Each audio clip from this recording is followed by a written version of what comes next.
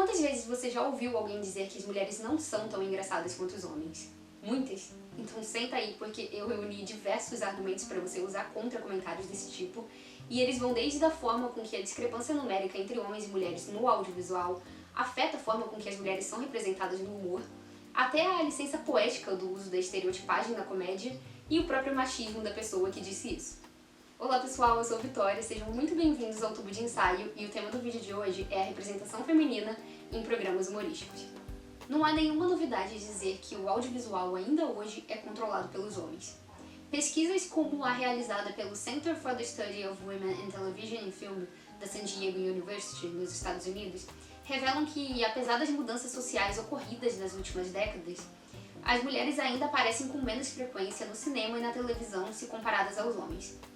De acordo com o estudo It's a Man's World, da mesma universidade, dentre as maiores bilheterias de 2014, 12% foram protagonizadas por mulheres e apenas 30% de todos os personagens com falas eram mulheres. É possível perceber, a partir de artigos como Primetime TV e Still Mostly a Boys Club, da revista online americana Deadline, que de forma bastante semelhante configuram-se as produções televisivas, pois durante a temporada americana de 2013 e 2014, somente 44% das séries em exibição tinham de 1 a 4 mulheres no elenco, enquanto, em contrapartida, apenas 1% dos programas tinham 4 ou menos homens no elenco. Como já foi mencionado em outros vídeos aqui do Tubo de Ensaio, esse protagonismo masculino, tanto na frente quanto atrás das câmeras, com homens ocupando cargos de direção, produção e roteiro no audiovisual, influencia diretamente na forma com que as mulheres são representadas pela mídia. E quando delimitamos essa observação ao gênero da comédia, que por anos foi considerado um campo quase que exclusivamente masculino, essa análise fica ainda mais problemática.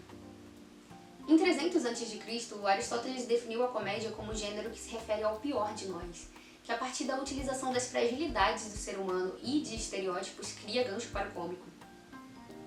A ideia de provocar o riso em pouco tempo fez a comédia adotar certos artifícios que a afastavam completamente de outro gênero também muito popular na Grécia Antiga, a tragédia. Enquanto esta desenvolveu seus personagens de forma mais profunda, em tramas mais complexas, a comédia utilizava justamente a falta de profundidade dos seus personagens para criar situações divertidas e inesperadas, muitas vezes dadas a partir de um mal-entendido. É claro que, com o passar do tempo, o gênero da comédia adotou técnicas mais complexas para fazer rir, apresentando maior desenvolvimento de seus personagens e roteiros que utilizam a jocosidade e a paródia para fazer críticas sociais. Mas a minha ideia aqui é pensar em como algumas atrações, principalmente na televisão aberta brasileira, ainda hoje fazem uso dessa licença poética da estereotipagem para reduzir as mulheres a características banais e perpetuar concepções completamente equivocadas do feminino. Pois se nós mulheres já sofremos com estereótipos em diversas representações midiáticas, imagine a força disso em um gênero que já é reconhecido pela estereotipagem de personagens. E ao falarmos de humor e estereotipagem aqui no Brasil, é quase que obrigatório falarmos sobre quem até hoje é um dos maiores nomes da comédia nacional, Chico Anísio. Ao longo da carreira, o humorista atuou em mais de 11 filmes e 35 programas televisivos, além de dirigir e roteirizar grande parte dessas atrações. Chico Anísio criou mais personagens do que eu seria capaz de citar nesse vídeo, mas provavelmente o mais famoso de toda a sua carreira foi Raimundo Nonato, da Escolinha do Professor Raimundo. Esse formato humorístico, composto por um professor em uma sala de aula repleta de alunos disfuncionais, surgiu na rádio nos anos 30 com o programa Escolinha da Dona Olinda, criado pelo humorista Nhoto Tico. Em 1952, o também humorista Haroldo Barbosa cria a Escolinha do Professor Raimundo, junto com Chico Anísio, e em 1957, devido ao grande sucesso, a Escolinha passa a ser exibida na televisão pela TV Rio. Após algumas trocas de canais, em 1973, a Escolinha começa a ser exibida pela Rede Globo, onde, entre idas e vindas da programação, permaneceu por mais de 38 anos, chegando a ser exibida 6 vezes por semana durante 5 anos consecutivos. Em 2015, 3 anos após a morte de Chico Anísio, a Rede Globo e o Canal Viva produziram juntos um remake comemorativo da Escolinha, que inicialmente teria apenas 7 episódios, porém, devido ao sucesso de audiência, se tornou fixo na programação de ambos os canais e atualmente está em sua 4ª temporada. O remake é uma grande homenagem não só a Chico Anísio, como a todos os personagens mais marcantes de todas as temporadas do programa, e segue basicamente a mesma dinâmica da antiga escolinha, porém com novos atores e com um roteiro de piadas inéditas que, bem, apesar dos anos passados, pouco se diferem do original. Dos 23 personagens que voltaram para o remake, apenas 7 são mulheres e dessas, 4 evocam piadas apenas por serem sexualizadas. Dona Bela, a aluna que acredita ser pornografia tudo que o professor fala, Dona Cacilda, a ninfomaníaca, Marina da Glória, menina bonita e burra, sempre protegida pelo professor, e Capitu, aluna tímida e evangélica que surtava e tirava a roupa ao ouvir o nome de Tarcísio Meira. Segundo a doutora em literatura da Universidade Federal de Santa Catarina, Fernanda Frederic, a comédia é o gênero que possui como cânone a utilização de estereótipos para a narrativa. Porém, é interessante notar como alguns estereótipos são mais recorrentes em personagens femininas, como a sensualidade e a falta de inteligência, enquanto outros, como a malandragem e a esperteza, são mais recorrentes em personagens masculinos.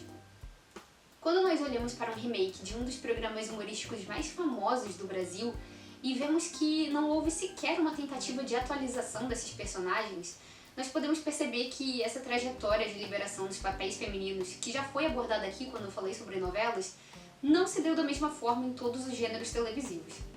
É claro que esse é só um exemplo e que a própria Rede Globo produz outros programas humorísticos que contam com mais mulheres no elenco e elas têm mais liberdade para ser muito mais do que uma personagem sexualizada. Mas a minha questão é, por que não mudar então?